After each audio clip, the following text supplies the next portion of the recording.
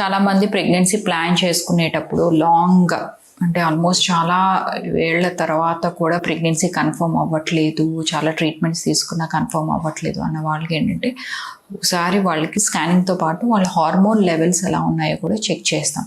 So అందులో important ఏంటంటే ఫర్టిలిటీకి సంబంధించినంత వరకు ఇంపార్టెంట్ హార్మోన్ మనకి FSH, LH అనమాట. FSH అంటే ఫాలికల్ స్టిమ్యులేటింగ్ హార్మోన్, LH అంటే లుటనైజింగ్ హార్మోన్. సో ఈ హార్మోన్ లెవెల్స్ అనేవి మనం పీరియడ్ వచ్చిన 2వ రోజున కానీ 3వ రోజున కానీ చెక్ చేస్తాం అనమాట. సో నార్మల్ రేంజ్లో ఉన్నాయా లేదా మనం చూసుకుంటాం. సో దాన్ని బట్టి ఏమన్నా వీళ్ళకి కంపల్సరీ ట్రీట్మెంట్స్లోకి వెళ్ళాలా, లేదా కొంతవరకు మెడికేషన్తో ఇంప్రూవ్ చేయొచ్చా, లేదా చాలా తక్కువ ఉన్నాయని అంటే డోస్ అనేది మనం ఒకవేళ IVFకి వెళ్తే మనము ప్లాన్ చేసుకోవడానికి ఉంటుంది. సో దట్ ఎగ్ అనేవి మంచిగా మనం కలెక్ట్ చేసుకోవడానికి ఉంటుంది అనమాట.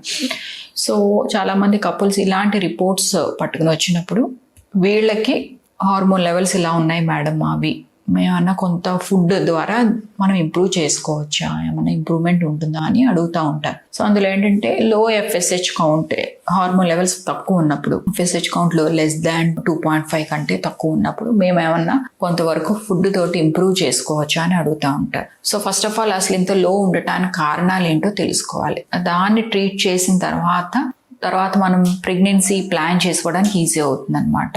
సో కొంతమంది ఏంటంటే డైట్ సరిగ్గా తీసుకోకపోయినా, హెవీ ఎక్సర్సైజెస్ చేస్తున్నా, వెరీ థిన్ బిల్ట్ వాళ్ళలో ఏంటంటే హార్మోన్ లెవెల్స్ అన్ని బాగా తగ్గుతాయి అనమాట. సో వీళ్ళలో ఏంటంటే కొంతవరకు వాళ్ళ డైట్ని ఇంప్రూవ్ చేసుకుని కొంచెం ఫ్యాట్ కంటెంట్ ఉన్న ఫుడ్ తీసుకోవటం వల్ల ఏంటంటే వాళ్ళకి మళ్ళీ హార్మోన్ లెవెల్స్ అన్ని పెరిగి తర్వాత FSH అనేది న్యాచురల్గా వచ్చే ఛాన్సెస్ ఉంటుంది. సో హార్మోన్ ప్రొడక్షన్ అనేది బెటర్గా ఉంటుంది అనమాట. కొంతవరకు డైట్ ఇంప్రూవ్ చేసుకుని, విటమిన్ D లెవెల్స్ తక్కువ ఉంటాయి, విటమిన్ D సప్లిమెంటేషన్ ఇచ్చి, తర్వాత కాల్షియం లెవెల్స్ కూడా తక్కువ ఉన్నా కూడా కాల్షియం కూడా ఇచ్చి, మల్టీవిటమిన్స్ కూడా ఇవ్వటం ద్వారా రెగ్యులర్ ఎక్సర్సైజెస్ అనేది హెవీ ఎక్సర్సైజెస్ కూడా ఉండకూడదు.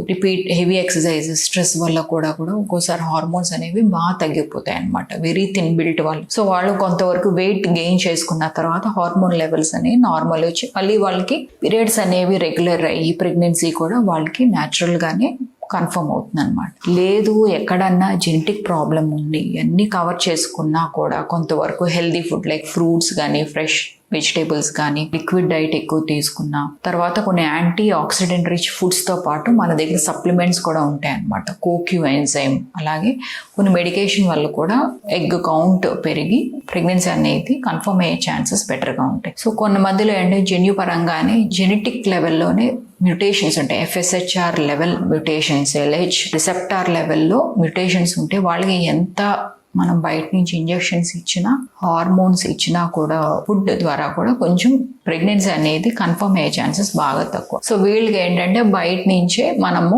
ఇంజెక్షన్స్ ద్వారా అంటే ఆల్మోస్ట్ ఇంకా IVFలోనే మనకి సక్సెస్ అయ్యే ఛాన్సెస్ బెటర్గా ఉంటుంది అనమాట. సో వీళ్ళు ఏ కేటగిరీలో ఉన్నారనేది ఫస్ట్ వాళ్ళ హార్మోన్ లెవెల్స్ బట్టి వాళ్ళకి ఏమైనా జెనెటిక్ టెస్ట్ అవసరమైతే జెనెటిక్ టెస్ట్ చేసి దాన్ని బట్టి వాళ్ళకి ఈ పలానా ట్రీట్మెంట్కి వెళ్తే త్వరగా సక్సెస్ అవుతారు అని చెప్పడానికి ఉంటుంది. ఇలా మీకు ఏమైనా హార్మోన్ లెవెల్స్ తక్కువగా ఉన్నాయంటే డెఫినెట్గా నన్ను వచ్చి కన్సల్ట్ చేస్తే సో దీన్ని బట్టి మీరు ఫర్దర్గా ఎలాంటి స్టెప్స్ తీసుకోవచ్చు అనేది మీకు ఒక క్లారిటీ అనేది ఉంటుంది. చాలామంది కపుల్స్ అడిగేది లేక వాళ్ళకున్న ప్రాబ్లమ్స్తో కామన్గా వచ్చేది ఏంటంటే ట్యూబ్స్ బ్లాకేజ్ అనమాట. ట్యూబ్స్ బ్లాక్ ఉంటే ఏం చేయాలి? సో 2 ట్యూబ్స్ ఏమన్నా బ్లాక్ ఉంటే సో వాళ్ళకి న్యాచురల్గా వచ్చే ఛాన్సెస్ 0, ఆల్మోస్ట్ 0 అనమాట. దీన్ని మనం ఎలా కన్ఫర్మేటరీ 100% కన్ఫర్మేటరీ టెస్ట్ అనేసరికి అది లాప్రోస్కోపీలోనే తెలుస్తుందండి.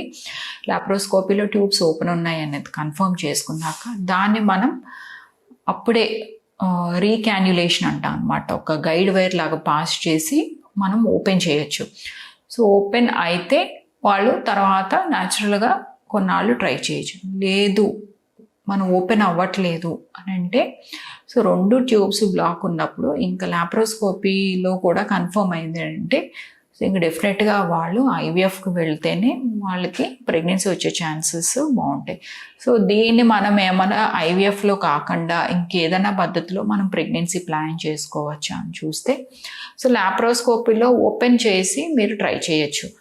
కానీ ఇది ఓపెన్ అయ్యే ఛాన్సెస్ చాలా తక్కువ. ఎందుకంటే వన్స్ బ్లాకేజ్ అనేది కన్ఫర్మ్ అయిన తర్వాత usual functional ability of the tubes తగ్గుతాయి అన్నమాట. ఫంక్షనల్ డ్యామేజ్ జరిగినప్పుడు ప్రెగ్నెన్సీ వచ్చే అవకాశాలు బాగా తగ్గుతాయి. సో దీనికి బెటర్ సొల్యూషన్ ఐవీఎఫ్. ఇందులో ఏం చేస్తామంటే ఆడవారి యొక్క ఎగ్స్ అనేది కలెక్ట్ చేసుకుంటాం. సో కలెక్ట్ చేసుకున్నాక ఎగ్ స్పర్మ్ని మనము ల్యాబ్లో త్రూ ఇక్సీ మెథడ్ ద్వారా ఎంబ్రియో ఫార్మేషన్ చేసిన తర్వాత మళ్ళీ ఆ ఎంబ్రియోని డైరెక్ట్గా ఆడవారి యొక్క గర్భసంచిలో పెట్టడం వల్ల ప్రెగ్నెన్సీ అనేది డిలే అవ్వదు. సో సక్సెస్ రేట్స్ కూడా బాగుంటాయి. So IVF one of the indication ఏంటంటే ట్యూబ్ బ్లాకేజ్ అనమాట. సో ఇంకా ఏమన్నా మీకు దీని మీద డౌట్స్ ఉన్నా, ఇలాంటి ప్రాబ్లంతో ఎవరైనా కపుల్ బాధపడుతున్నా లేదా ఫేస్ చేస్తున్నా డెఫినెట్గా రాజమండ్రి బ్రాంచ్ వచ్చి నన్ను కన్సల్ట్ అవ్వచ్చు. Thank you so much.